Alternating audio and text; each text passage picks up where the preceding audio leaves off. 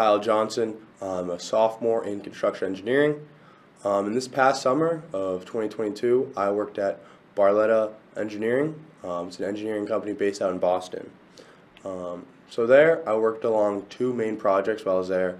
I worked in a field office trailer at the Wellington train yard, and then the other project was the Oak Grove station. The train yard was obviously more about the yard itself with train tracks and the trains itself and making that better and safer for the Orange Line. And then the other one was the building itself and working more on the building and updating the building. These were both in the transportation sector. And as you can see, for the Wellington yard, it was won in 2018 at $103 million. And then for the Oak Grove station, it was awarded in 2019, and it was $22.5 million. So things I did there, on the daily, I would go to both stations. I would often do reports and do anything that the project managers needed to happen at Oak Grove. But for Wellington, we did daily reports, tracked everything, sent it out to the MBTA officials. I'll manage RFIs, DCRs, submittals, anything really that they needed done on the field engineers or the project manager needed, I was there. I led preparations of equipment pricing and winning on another bid package too. And I conducted lots of safety visits and safety walks with different officials that were there on the daily. So my greatest triumph would probably be when they asked me to work the night crew and be the sole employee for Barletta for 2 weeks. I would say this is definitely my biggest triumph. I was definitely really nervous and scared going into it, being only 19 years old at the time, and going into Boston and where I've never worked a night crew shift before, so it was different hours, and I was basically almost like a superintendent, project manager. All of it was on me. So it was really nice to see a company trust me.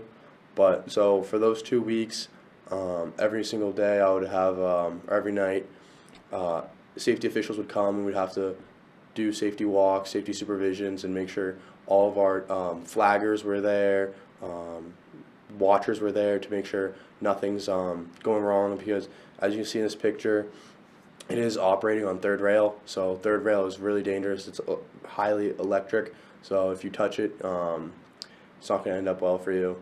But I also led team meetings and had to lock up, do everything. Anything and everything that needed to be done was on me at the time, and it was a huge responsibility, and I really valued the company trusted me with that. Some lessons I learned was being able to have like a conversation and gain respect from crews and different subcontractors. I know they trusted me with a lot of things, like I said. So making friends, making networking is just so valuable at this point. And people were surprised at my age and how much trust the company did when I had to talk to these big, huge safety guys who can shut you down instantly.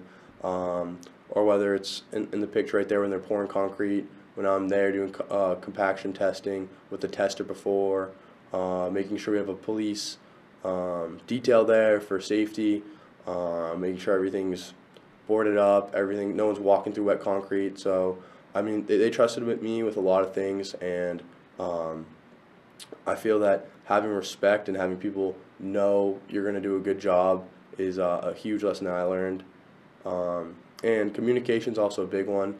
I know different times, even for example, with the concrete again, of them not communicating what the subcontractors need to do for pouring. They had to rip out the concrete multiple times just because of a poor lack of communication that I saw on the job site.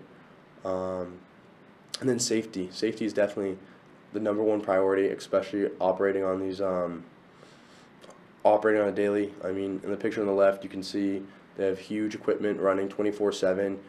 There's around 40 different guys that were on, just alone our guys working on the yard every day, and then you have subcontractors, and you have trains still going through the yard. It was an active train yard, so you had to be extremely careful, and one slip up can cost someone's life. So making sure that like people are following the rules and being able to enforce those rules too.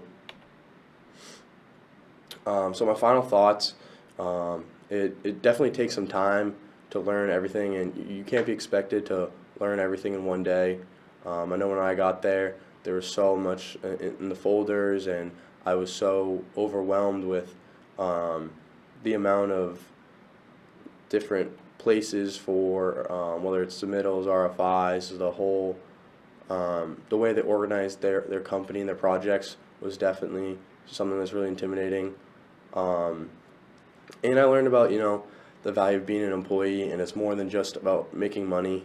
I know they had to make me work nights, and um, obviously I did it, but there were some times I'd go in the day, and they'd be like, "Oh, I need you to work a night." So there's things to sometimes you need to put your foot down and stand up for yourself, and realize that, like, I mean, when I thought before, I thought I just wanted to work for money, and money was my biggest driving factor. But having this internship and visiting other different internships and talking at career fairs and talking to former construction engineering students about their jobs and their internships, I've really realized that it's not always about money. It's a big thing is the company environment and making sure you are being treated well.